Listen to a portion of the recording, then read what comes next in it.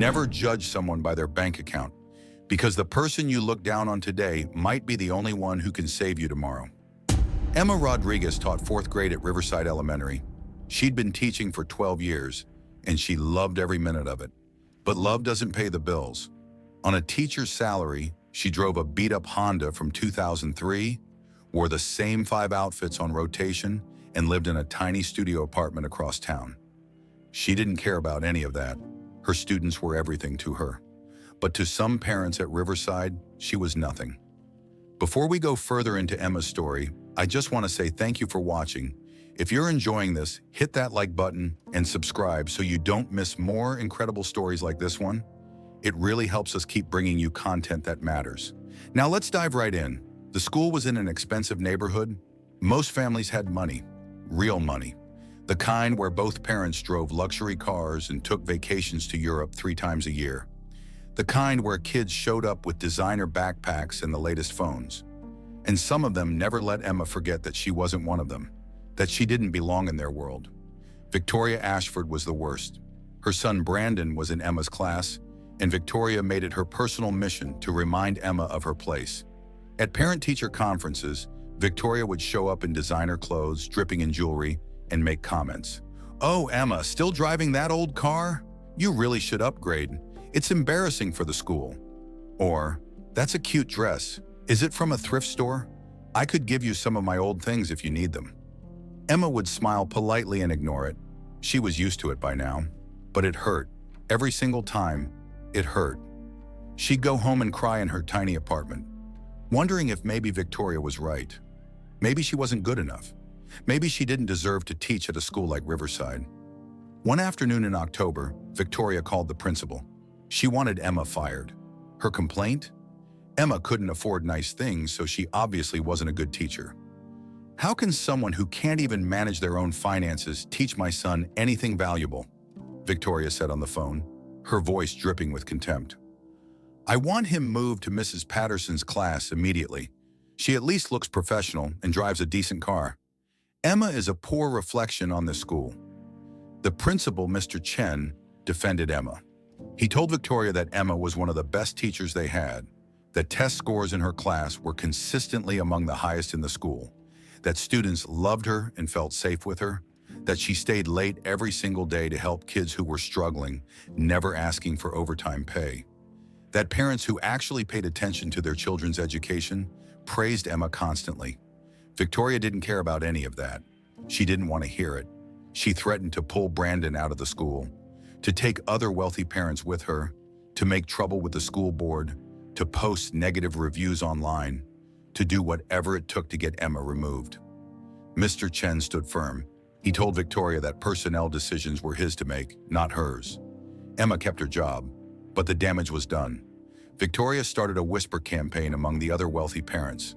Other parents started looking at Emma differently, started questioning whether their kids should really be in her class, started making comments about her car in the parking lot, her clothes at school events, her small apartment when she mentioned where she lived. Emma felt herself getting smaller every day. Then one Friday in November, everything changed. It was raining hard that morning, not normal Seattle rain. The kind of rain that comes down in sheets and turns streets into rivers. School was supposed to end at 3, but by noon the weather had gotten worse. The principal's office started getting calls from the weather service, flood warnings, road closures, recommendations to send everyone home early. Mr. Chen made an announcement over the intercom at 1 o'clock. All students needed to be picked up immediately. The school was closing early due to the severe weather. Parents rushed to the school, clogging the parking lot with their expensive SUVs and luxury sedans. But the flooding was bad, really bad. Roads were closing faster than the news could report them. Water was rising at an alarming rate. Some parents couldn't get through at all. Their cars stalled out in floodwater that was deeper than it looked. Others were stuck on the other side of closed roads and bridges, unable to reach the school. Panic started spreading through the building. By 4 o'clock, most kids were gone, but 12 students were still there, sitting in the main office with their backpacks, waiting. Among them was Brandon Ashford. Victoria had called multiple times, increasingly hysterical. She was trapped on the other side of the river. The main bridge was closed due to flooding. She couldn't get to Brandon. She couldn't reach him, and she was absolutely losing her mind. At 4:30, the power went out. The whole school went dark for a moment before the emergency lights kicked on, casting everything in a dim, eerie glow. The water outside was rising fast now. It was already covering the parking lot, lapping at the front steps. Mr. Chen made a call to the fire department. They said they were completely overwhelmed. Multiple rescues were happening all across town. Neighborhoods were flooding. People were trapped in cars and houses on rooftops. They couldn't get to the school for at least 2 hours, maybe longer, maybe not until morning. The remaining teachers started panicking. Most of them lived far away, across town or in the suburbs. They were worried about their own families, their own homes, their own kids. Mr. Chen, seeing their fear, told them they could leave if they needed to, if they could get out before the roads got worse. One by one, they left, racing to their cars, trying to get home before it was too late, until only Emma remained with the 12 kids. Mr. Chen looked at her, surprised. "Emma, you should go too. You live across town. If you don't leave now, you might not be able to get home at all. I'll stay with them. It's my responsibility as principal." Emma shook her head firmly. These kids are terrified. They need someone who knows them, someone they trust. "Brandon is in my class. So is Sophie and Marcus and Jake. They need me. I'm staying." Mr. Chen started to argue, but he could see the determination in her eyes. He nodded. "Okay, we'll keep them safe together." The water kept rising. By 5 o'clock, it had reached the front doors, started seeping in under the cracks. Mr. Chen and Emma made the decision to move everyone upstairs. They gathered the 12 kids and led them to the second floor, to Emma's classroom. It was the safest place they could think of. Some kids were crying, others were silent, eyes wide with fear. Brandon was trying to act tough, trying to be brave for the younger kids, but Emma could see his hands shaking, could see the terror in his eyes. Emma immediately sprang into action. She always kept supplies in her classroom. Lots of supplies, things most teachers didn't bother with. Blankets that she'd bought from the thrift store and washed. Granola bars and crackers and juice boxes that she restocked from her own paycheck. A comprehensive first aid kit, flashlights with extra batteries, even a small camping lantern. Other teachers had always thought she was strange for keeping all this stuff, thought she was paranoid or overprepared, but Emma believed in being ready for anything. Now those supplies were keeping 12 scared kids calm and comfortable. She made it into a game, spread the blankets out on the floor like a camping trip, passed out snacks, told funny stories about her own childhood, led them in singing songs, anything to distract them from the storm raging outside and the water rising below. She checked her phone constantly, reading the news updates. The flooding was worse than anyone expected, worse than it had been in 50 years. Rescues were being delayed. They might be stuck there all night, maybe longer. Around 6 o'clock, one of the little girls, Sophie, started having trouble breathing. Her chest was getting tight. She was wheezing. Emma recognized the signs immediately. Asthma attack. Sophie was one of her students, and Emma knew she had asthma, knew she sometimes forgot her inhaler. Emma went to her desk and pulled out a spare inhaler that she kept there. She'd bought it with her own money months ago, after Sophie had an attack at school and didn't have her medicine. Victoria Ashford had actually mocked Emma for that, had made a comment at a parent meeting about how Emma was wasting her poverty wages on things that aren't her responsibility, had said that medical supplies were the parents' job, not the teachers', but now that inhaler was saving Sophie's life. Emma helped her use it, helped her calm down and breathe. Within minutes, Sophie was okay. Scared, but okay. Breathing normally again. Around 7, the water reached the second floor. Not by much, just an inch or so creeping across the floor, but it was enough. They needed to move higher. The problem was the third floor was just the attic storage area. Emma didn't hesitate. She started carrying the smaller kids up the narrow attic stairs herself. One by one, she lifted them up. Brandon, being the oldest at 10 years old, helped. Together, they got all 12 kids to safety in the attic. They huddled together up there while the storm continued to rage. Lightning flashed through the small attic windows. Thunder shook the building. The wind howled, but Emma kept them calm, kept them safe, kept checking that everyone was okay. that no one was hurt or too scared. She told them stories about how storms always pass, about how brave they all were, about how their parents would be so proud of them. She made them laugh with silly jokes. She let them talk about their fears and reassured them. Hours passed like that, huddled in the dark attic with only Emma's camping lantern and flashlights for light. At 9 o'clock, they finally heard it. The sound of helicopters overhead. The fire department was finally able to start evacuating people. Mr. Chen's phone rang. Rescue was coming to the school. They'd be there within 30 minutes. Emma organized the kids, made sure everyone stayed together, made sure everyone had their belongings.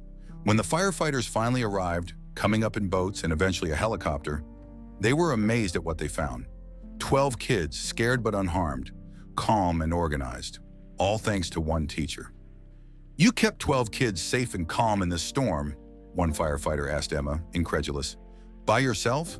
For 6 hours?" Emma just nodded, exhausted. "Just doing my job." The evacuation took over an hour. One by one, kids were brought down and reunited with their frantic families who'd gathered at the emergency shelter down the road. Parents were crying, sobbing, hugging their children like they'd never let go. Victoria Ashford showed up and immediately grabbed Brandon, practically crushing him in her arms. She was sobbing uncontrollably. "Thank God you're okay. Thank God. I was so scared. I thought I'd lost you." Brandon pulled back from his mother and looked at her seriously. His voice was steady, mature beyond his 10 years. "Mom, Miss Rodriguez saved us. She saved all of us. She had food and blankets and medicine for Sophie when she couldn't breathe. She told us stories so we wouldn't be scared. She carried the little kids up to the attic when the water got too high. She stayed with us when all the other teachers left. She's a hero." Victoria turned and looked at Emma for the first time. Really looked at her. Emma was soaking wet, her cheap clothes muddy and torn. She was exhausted with dark circles under her eyes. She was covered in dust and dirt from the attic. Her hair was a mess. She looked nothing like the polished, put-together parents that Victoria usually associated with. But she was standing there, making absolutely sure that every single child got to their parents safely before she even thought about herself. Victoria opened her mouth, but no words came out at first. Her throat was tight. Finally, she managed to whisper, Thank you. Thank you so much. And I'm so sorry for everything, for every terrible thing I ever said to you." Emma just nodded, too tired for anything else, too emotionally drained to process what was happening. She just wanted to make sure all her kids were safe. The next week, the story hit the local news. "Teacher saves 12 students." "During historic flood" was the headline. Victoria Ashford did something completely unexpected. She wrote a public letter. She posted it in the school newsletter, on the school's social media pages, on her own social media. It went viral within days. In the letter, she apologized. Publicly and sincerely apologized for the way she treated Emma, for the cruel comments about her car and clothes, for trying to get her fired, for judging her based on her income instead of her character. She wrote about how Emma's old car didn't matter at all, how her thrift store clothes were completely irrelevant. What mattered was that Emma cared more about those kids than anyone, that she sacrificed her own safety to stay with them, that she spent her own limited money on supplies that ended up saving lives, that she was a better person than Victoria could ever hope to be. The letter was raw and honest. Victoria didn't make excuses. She owned her behavior completely, and she ended it by saying that she was ashamed of herself and would spend the rest of her life trying to be better. Other parents joined in. They started a fund to pay Emma back for all the supplies she'd bought over the years. They spread the word through the school, through social media, through their networks. The response was overwhelming. They raised over $50,000 in less than a week. Parents who'd never even met Emma donated. People from across the city donated. They insisted that Emma take every penny. Emma cried when they presented her with the check. Not because of the money, though that would certainly change her life, but because finally, people saw her. They saw her worth. They saw her value. Not her bank account, not her car, not her clothes. They saw her, the real her. The teacher who loved her students more than anything. the woman who would sacrifice everything to keep kids safe. Brandon Ashford still talks about that night. He's in high school now, a confident young man. He volunteers at homeless shelters. He wants to be a teacher himself someday. He says Miss Rodriguez taught him the most important lesson he ever learned, more important than any math or science. That money doesn't make you valuable. That character does, that kindness does, that courage does. That real worth has nothing to do with what you own and everything to do with who you are. Emma still teaches fourth grade at Riverside Elementary. She did buy a newer car with some of the money, a reliable used sedan that doesn't break down, but honestly, she didn't care that much about the car. She used most of the $50,000 to create an emergency preparedness fund for the school. She worked with Mr. Chen to stock every single classroom with emergency supplies. Blankets, food, water, first aid kits, flashlights, everything a teacher might need to keep kids safe in a crisis. So no teacher would ever have to spend their own money the way she did. So every kid would be safe, no matter what happened.